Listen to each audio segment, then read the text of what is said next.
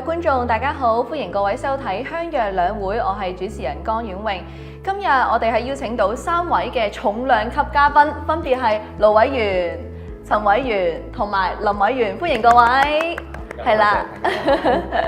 咁3位其實聽完我哋今年嘅政府工作報告之後，大家可唔可以用一個詞嚟形容自己嘅心情呢？今年聽完政府嘅工作報告咧，用2個字嚟形容，就係信心。我哋對我哋國家未來嘅發展係充滿咗信心，特別喺佢經濟方面啦，佢亦都係創咗新高啦，亦都係我哋嘅出口啦，各方面創新或者新嘅產業嘅轉型都係有一個突破，所以我係充滿信心。對今年嘅工作報告咧，務實可行係嚟形容嘅，因為咧即係喺睇到2024年嗰個成績表啦，即係喺咁艱難嘅日子，喺外邊又有好多挑戰嚇，內邊又有啲困難，我哋都可以做到5%嘅增長，咁實屬係不容易咯。所以咧，我哋國家去定目標嘅時候咧，係絕對係好務實可行嘅。我就覺得係穩中求進。咁就好國家方面咧，好掌握到咧而家嘅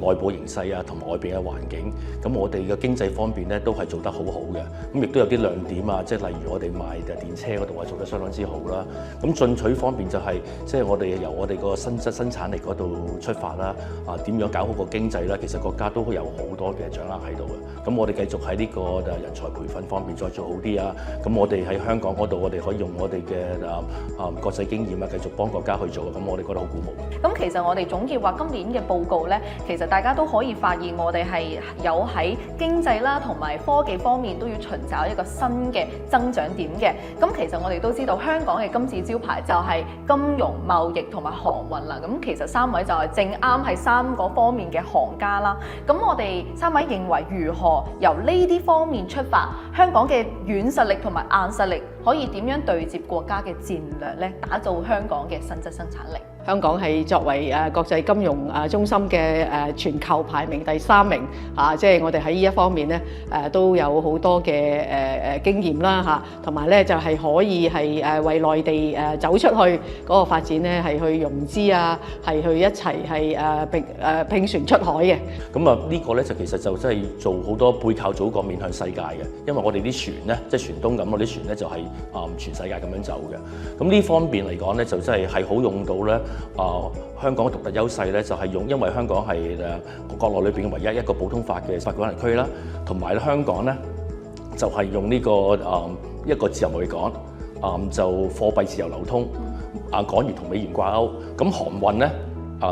基本嚟講咧係一個美元嘅產業同一個美元結算嘅行業嚟嘅，咁同埋咧嗰個資金嘅要求相當之大，咁喺呢方面咧好多軟實力咧就係金融同埋呢個航運一齊做，同埋我哋嘅做法咧都係話希望就將嗰啲船舶嘅主導人或者係船東扎根咗喺香港之後咧，就將成個另外啲生態圈啊，另外啲航運服務業就翻嚟。咁啊再講多一句咧，就係其實咧就係金融、航運同埋呢個貿易咧係一體化發展嘅。貿易方面咧就因為船就係我嚟運貨㗎，咁尤其是除咗話香港見到個貨櫃之外，其實仲運好多大宗商品貿易啊，好多嘅原材料咁樣樣嘅。咁而家所以咧，而家香港亦都有我哋做咗一個香港嘅航商會，咁就係致力咧就係將金融、航運同貿易一體化發展，咁跟住再加埋人才，咁所以咧20大嘅3中全會咧都有講話，香港咧係3中心，頭先個3中心咧一高地就繼續培養香港嘅高端嘅人才。明白。咁講完金融同埋航運，到咗係啦貿易係啦。貿易咧亦都係香港一個好重要嘅GDP 啊，亦都係我哋好重要一個業務。咁喺貿易方面，香港嘅優勢就係我哋聯通海外無論喺航運方面或者專業服務方面，都可以提供到好多嘅服務。我哋點樣建立香港成為一個國際供應鏈管理中心，亦都可以發展我哋貿易服務呢方面嘅優勢。其實我哋啱啱3位都講到如何運用我哋嘅金字招牌，去令到我哋國家去高質量發展。咁其實啱啱陳委員我聽到有一個關鍵詞咧，就係出海嘅。咁其實今年咧，我哋嘅政府工作報告當中都係有特別提到呢一個方面，如何可以令到中國製造同埋中國品牌揚翻出海呢？大家知道啦，中國嘅產品咧係做得越嚟越好啦，個品質上又好咁亦都係好性價比好高。咁佢依家咧要進軍國際嘅市場，咁可以藉住香港呢個地方咧，係同香港嘅企業咧係一齊出海。例如我哋政府工作報告講過，其中一樣嘢就係我哋無論光伏產品或者係人工智能啊，仲有個新能源汽車，舊年嘅產量咧係超出咗1300萬輛。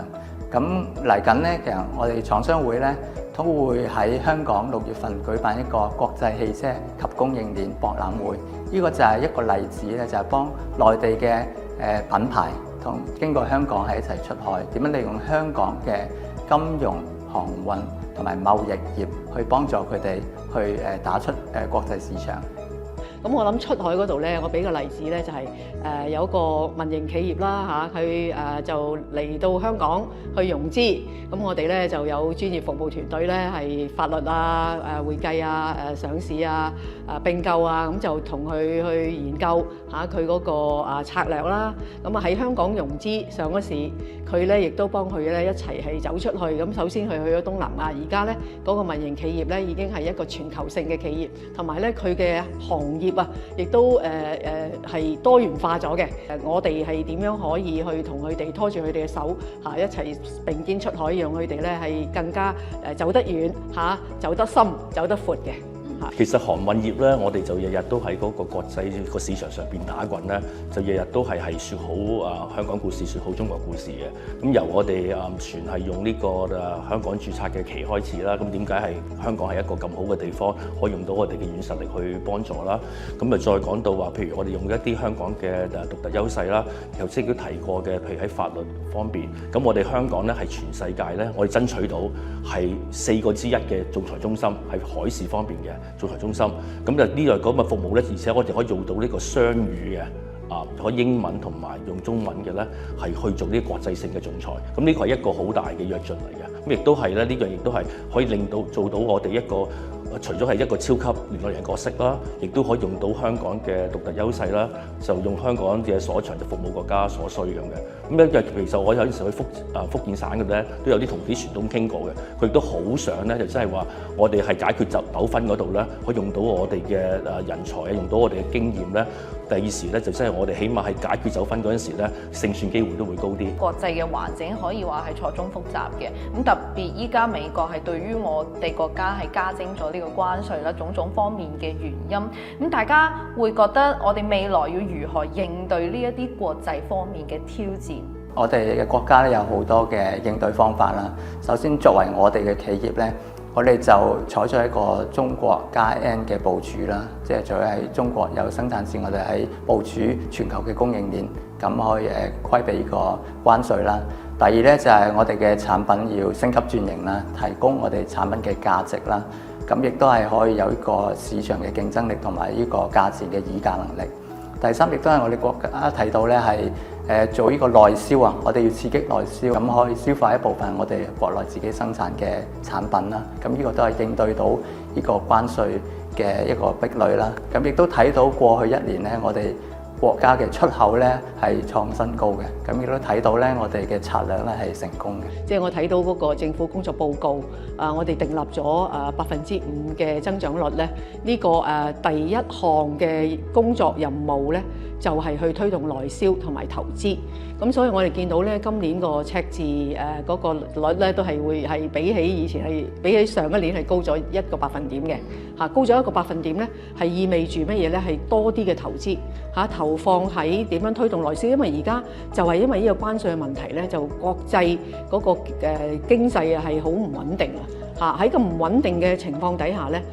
推動內銷咧係一個應對嘅方法，同埋投資未來，同埋咧今年工作報告有一個亮點咧，就係因地制宜係去作出呢個新質生產力，即係讓到大家咧係大家係互補優勢啊，就唔好產生內部嘅競爭。咁我諗咧呢個都係一個好重要嘅方向嚇。對世界嚟講咧，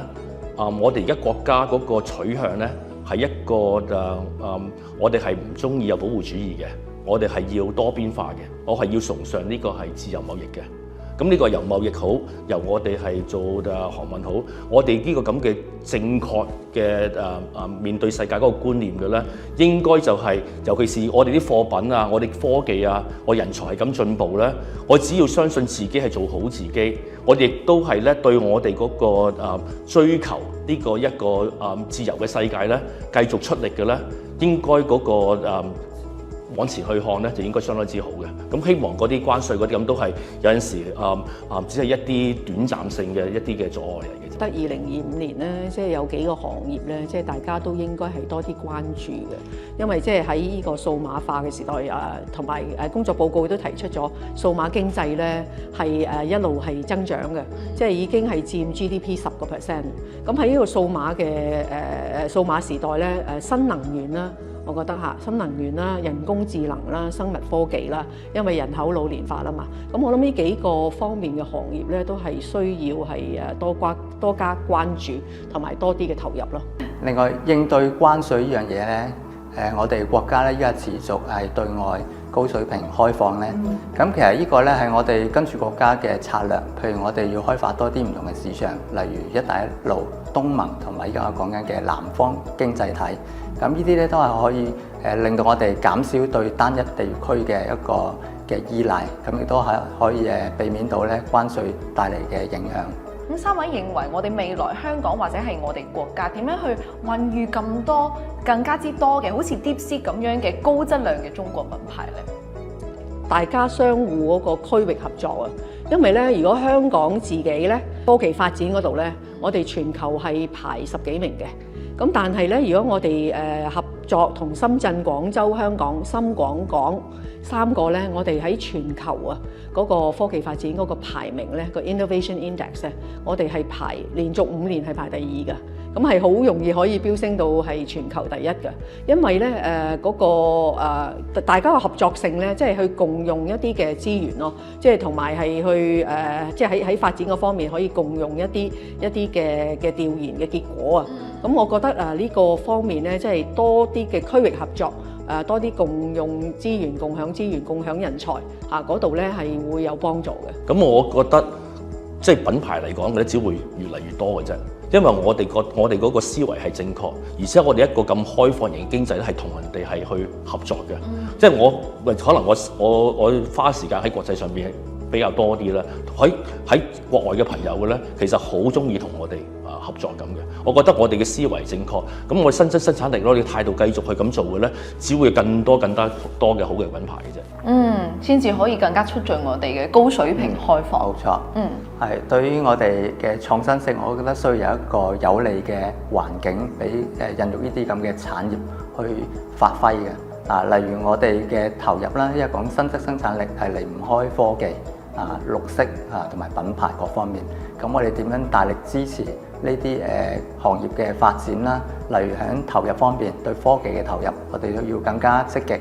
投入更多。咁第二就係要建立我哋嘅一個可持續發展啦，因為講緊綠色化啦，同埋綠色經濟啦。咁點樣去要喺呢方面去發展啦？第三就喺品牌建立方面啦。咁樣你有咗呢啲創新嘅技術或者產品，咁個品牌方面都係非常之重要嚇，可以令到呢啲呢啲嘅發明咧係更加有個品牌價值，咁亦都係可以產生一個循環，令到更多人去投入呢個行業。香港啲城市經濟都幫到好多㗎喎，我哋啲城市經濟有好多外國人咧，每一年咧即係有好多外國，譬如 Rugby Seven 就嚟啦，咁好多外國人嚟到香港，即係有好多新嘅產品啊，新嘅即係香港係一個試點，佢哋可以